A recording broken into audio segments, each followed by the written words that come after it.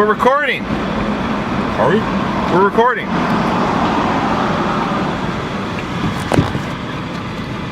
Welcome to Brothers in Cars Going to Concerts. This is Brothers in Cars Going to Concerts. I'm your host, Ruban. I'm Ryan. Who's also your host. Yes, I'm also your host. This is really the worst of the best podcast, and this is a special episode because we're on the road. If we sound weird or look weird, that's because you're seeing us and you're hearing us. We look weird. This is genetics. We're on the road to Metallica. We're seeing Metallica. This will be my 6th time seeing them live. Ruben, how many is this for you? This is number 3. Okay. But we all saw them together for the first time. That's right. And the first time that we went, in 1991, we bought these t-shirts. That's right. So the shirts that I'm wearing right now, I bought this when I was 16. Ruben bought that shirt when he was 14. Does it still fit you, Rube? Really? That's 14? I thought it was 13 when I saw them. Well, yeah. So 13, 14. No, I was 14. I was 14. Yeah. So a long time ago. We saw them 26 years ago for the first time live. Yeah. And so this is really exciting to see them again. We're going to be meeting our brother there and his son in Vancouver, British Columbia at BC Place. But anyways, we're really excited. So we're going to get going here with the worst of the best, Metallica. This is a special on-the-road episode. If we go over a little bit over 20 minutes, so be it. It's a special, tunnel. A special episode. So, Ruben, where's that list? Wherever you put it, brother. Okay. We're not doing any editing. I have a bunch of episodes that we're going to be doing. Oh, here we go. All right. Now, so don't look at we're going to go over the top 5 best-selling Metallica albums. It doesn't mean they're the best albums, but just the best-selling. That's right. These are the top 5 best-selling albums, not necessarily the hardcore Metallica fan favorite. Oh, why isn't this one, or whatever. So let's start with number 5, Ruben. Number 5 is the album. This is more of an honorable mention than an album. Fair enough. But from their sales. Okay, yeah. So this wasn't a studio album. This was a live album that they did with the Los Angeles Symphony, and it's called. No, San Francisco Symphony. My apologies, San Francisco Symphony. I think it was done in 1999. Okay. I think it was about then. Yeah. It was called S&M. Yes, S&M. It sold 6 million plus copies back then. All these sales figures are United States alone. Typically, for a worldwide band, whatever they sold in the States, they've doubled that outside. So they probably sold about 12 plus million worldwide. Yeah. So this is state sales. So let's not a state. Right. The United States. Nobody died. Well, let's be clear that Metallica, they're a very high-selling, currently top-grossing band. Like, we're going to how many seats does BC Place hold? I think it's about 52,000, and it's sold out.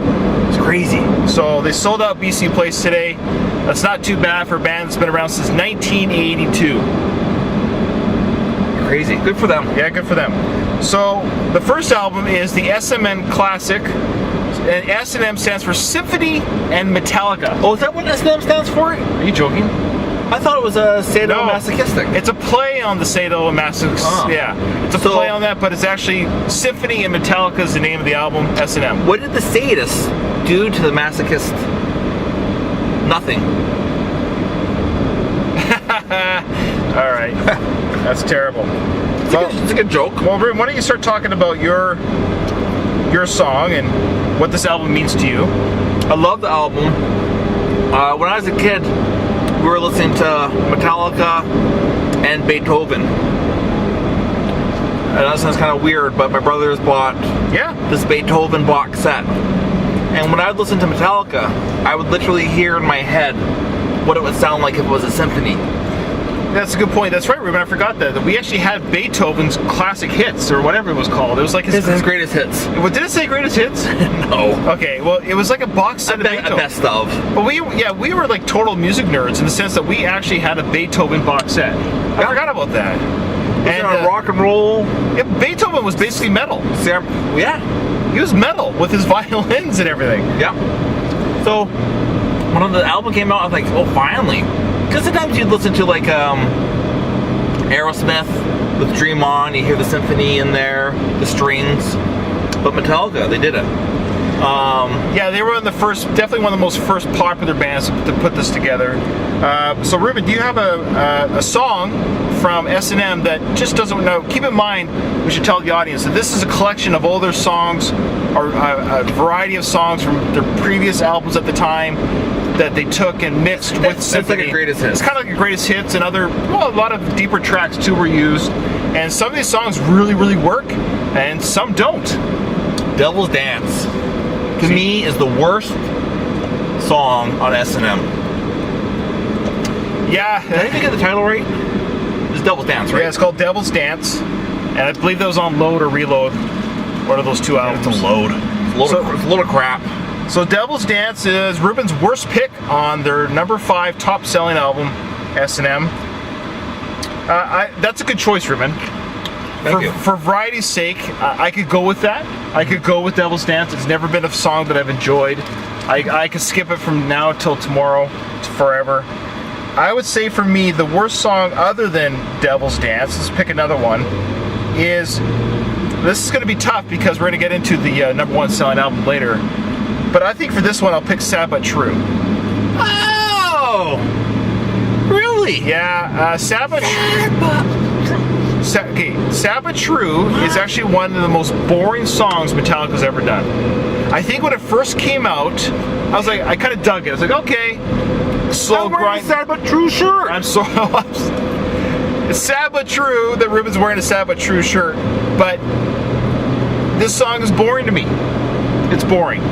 And so for this pick on this album, I'm gonna throw Sad But True under the bus for this album and save my pick for another one for another album. Jeez. But Sad But True, I'm gonna go with the worst song on S&M. Well, I would have picked Devil's Dance as well. I could go with you on that, but make this like for variety's sake, second pick.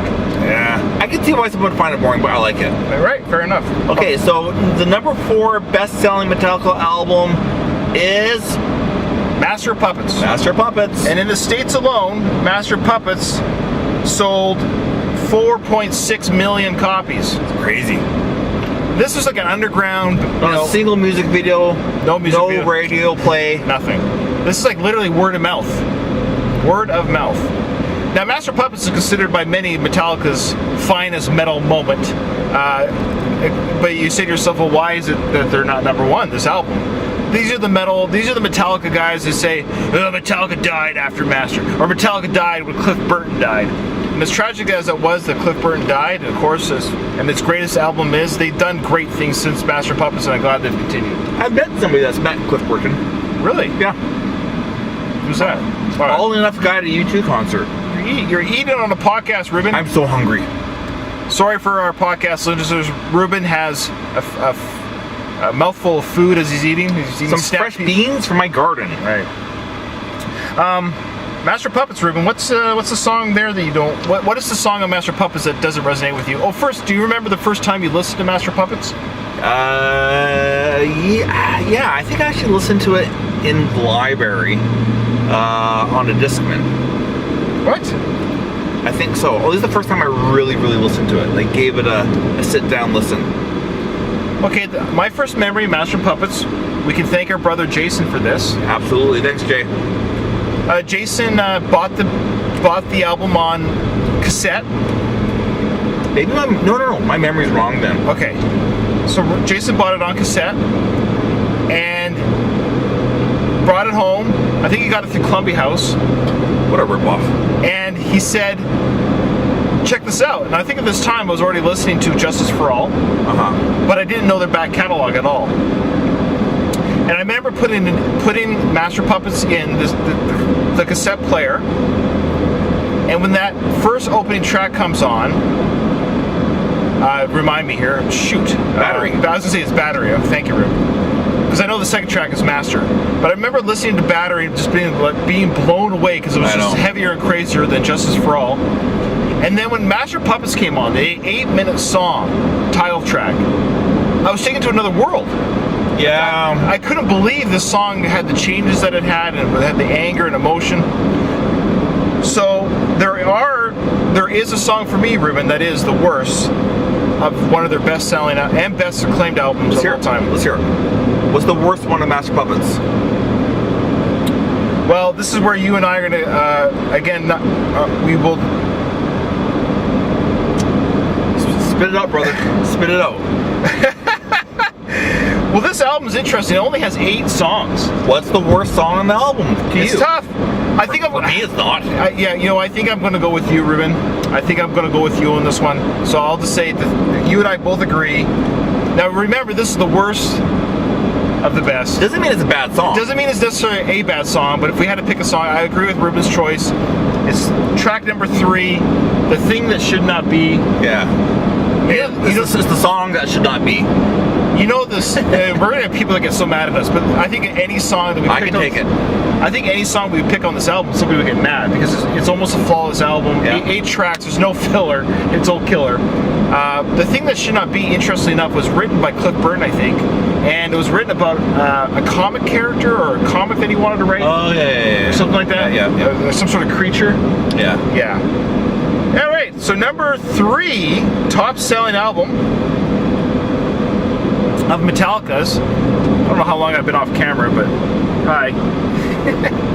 Number 3 top selling album from Metallica. This is interesting. This is their 3rd top selling album. It totally makes sense. It's Load. Load. I'll tell you why it makes sense. Why is that? Their number 1 selling album Previous? sold so many. Right. That's the sequel. You know what I mean? Everybody that was introduced, plus real fans, are gonna get it. That's why. It's not because it's a great album. It's like a movie sequel that sucks, but everybody saw it because they saw the first one. You know what I mean? Yeah, I like the Load Reload albums. I really do. This is where people that are Metallica fans are gonna hate me. I like that they shifted gears. Sure. You gotta do that as an artist. You do. Unless you're AC/DC, you gotta do something different. Well, Ruben and I were actually talking the other day about Motorhead. No, sorry, it's my brother Jason and I just the other day. We're talking about Motorhead. And we're talking about Motorhead and that they were loved by other artists and Sure. they had a cult following. And but they were never a stadium draw. No. And I could argue part of them, they never branched out. I think what happens if you don't branch out means just that. When you branch out, you can grab other things, and other people might come into your fold. But they stayed true to what their sound was, and that though that could be admirable, you're never going to tell more people about you. So it all depends what your end game is. So Metallica, they branched out, and in the meantime, we're seeing them live today, Ruben, almost 30 years after we saw them live for the first time, because they branched out, and they're playing not at a bar. They're playing at a bigger place than when we saw them the first time. That's right. At the height. Yeah, that's right. They're playing at a bigger venue. I look like that realtor, eh? Yeah. All right, for those, yeah. Anyways, there's a side story. There's a realtor in town who kind of looks like me. I had this customer that came into my work, and she looks at me, or a kid looks at me, and they go, "Sorry, you just look like my husband." I thought it was funny. Does your husband ever get told that he looks like a realtor in town? She's like, "Yeah," and she knew who I was talking about. Oh wow. Anyways, the realtor is from India. I'm not. You're not from India? No, but I like the fact that I look like somebody from India. I don't know. Anyways, moving forward. We should make notice that those who can hear a fan in the background, we're in a car, we're driving to the ferry to go to Metallica. Ruben's van doesn't have AC. Oh. So we have the fan blowing. Okay, first of all, if we did have AC, you'd be hearing the AC. No, but you could have it on lower with a cooler air coming through. Metallica has their fans, we have our fans. Deal with it. We have a non-AC fan blowing it, so it's blowing a little bit hard to get so we don't die. We're doing this for you guys. We're doing on the road recording for you guys because we're on the road to see Metallica. Okay, Load. Load. Your worst song on Load, Ruben. Oh yeah, the house that Jack built. All right, yeah. Load has some incredible songs. Like it does. Outlaw Torn, I love that song. Bleeding Me, one of the greatest songs they ever written. But Fuel, I enjoy. But I can't wait because they're gonna play it live today. I kind of save that for the live shows. It's kind of like the song. Oh yeah, you gotta hear it, brother. Yeah. So there's a few to choose from. I could have easily chosen Ruben's choice as well, but for the sake of there's a few on there that are the worst. Okay, if I didn't choose that, what would you have chose? Well, I'm choosing The Cure. Oh, yeah. The Cure. Or Cure. Whatever. It's kind of a throwaway track. It tries to be something that's not. I don't know. It doesn't do anything for me. It doesn't cure you?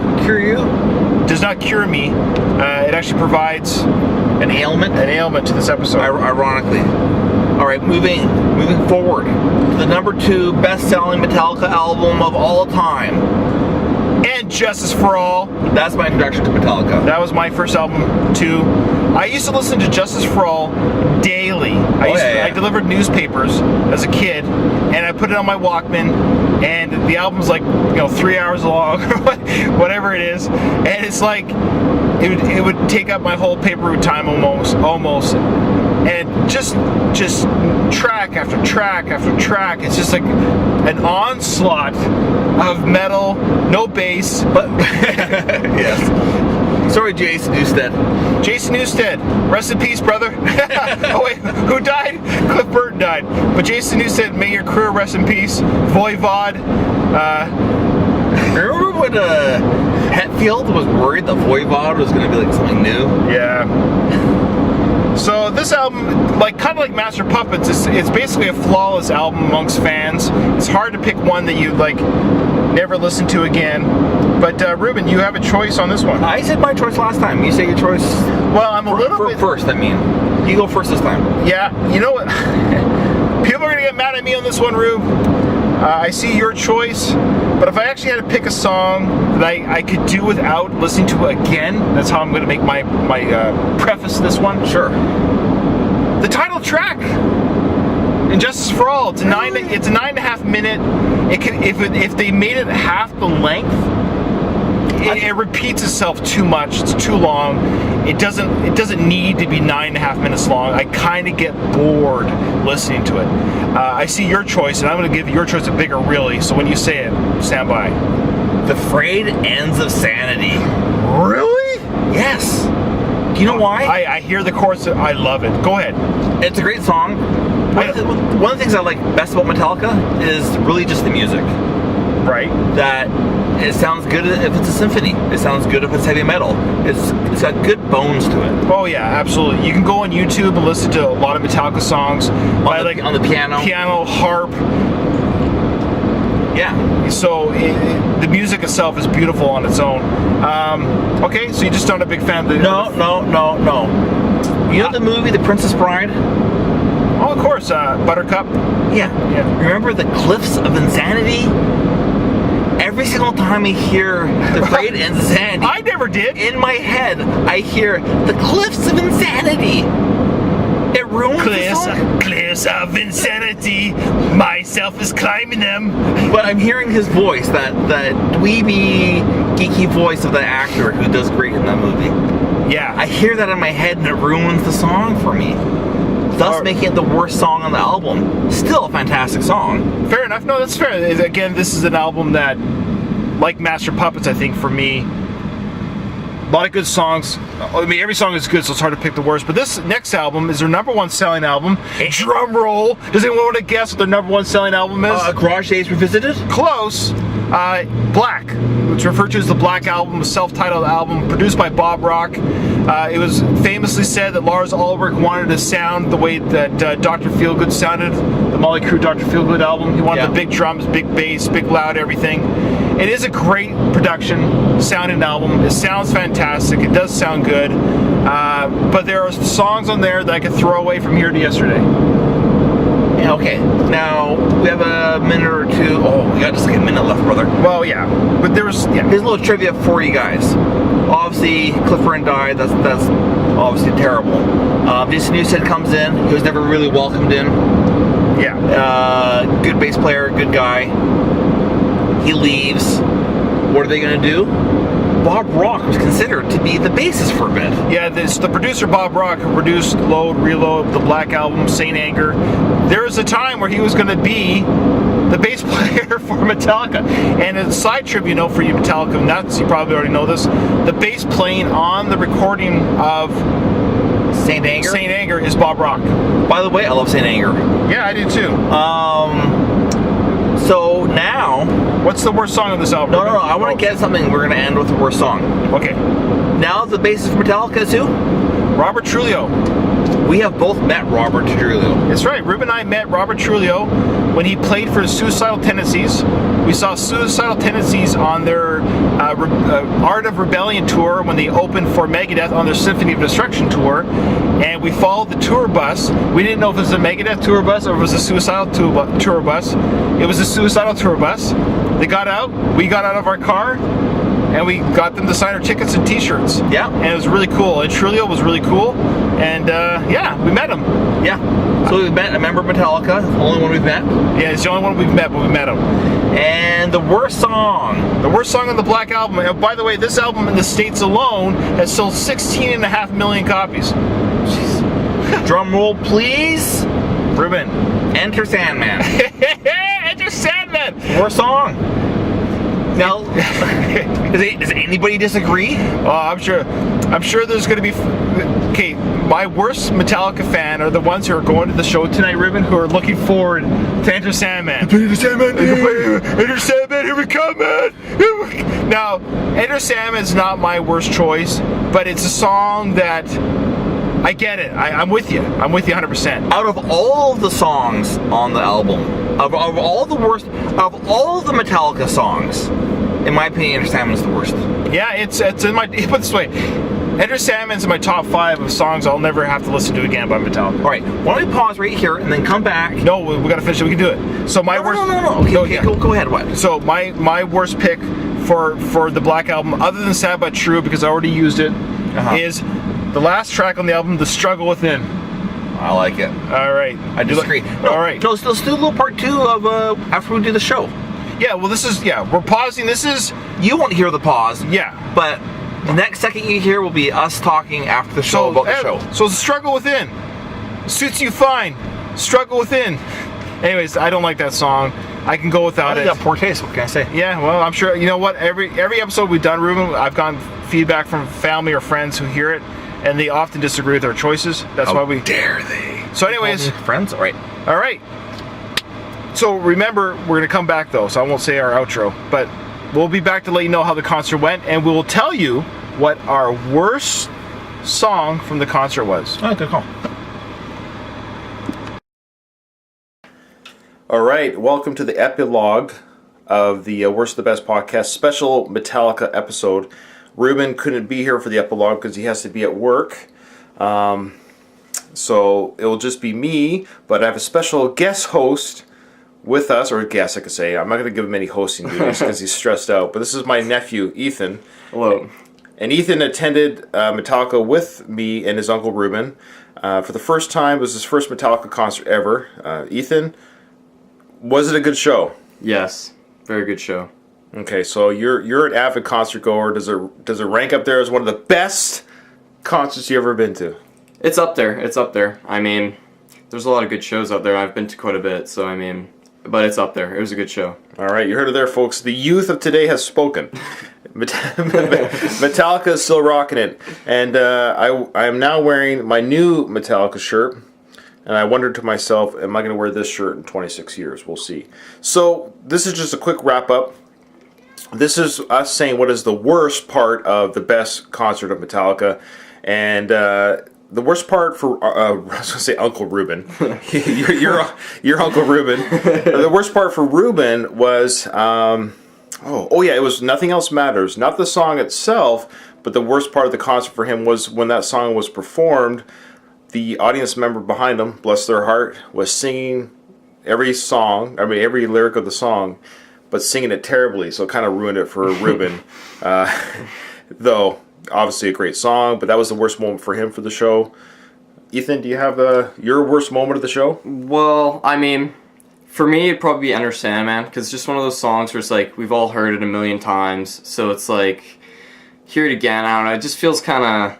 It's a little dragged out. Yeah, Ethan and I were standing next to each other when Enter Sandman came on. It was the finale song, but we were like dancing to it and singing along with it, like it was like a pop song almost. Yeah. You know, the song, 2 songs previous to Enter Sandman, they played "Fight Fire with Fire," and then 2 songs later they're playing Enter Sandman. So it's just kind of like you get that contrast of how kind of poppy Enter Sandman is. But yeah, they played it well, but it's just not my favorite song either. Yeah. The worst part of the concert for me, I have to go back with Sad But True. I purposely used that song for my pee break. And so I'm sticking with that. Anyways, we want to thank everyone for joining myself, Ruben, and my nephew Ethan for this special episode, road trip episode of the Worst of the Best Metallica special. Hope you guys enjoyed it, and we'll see you next tour.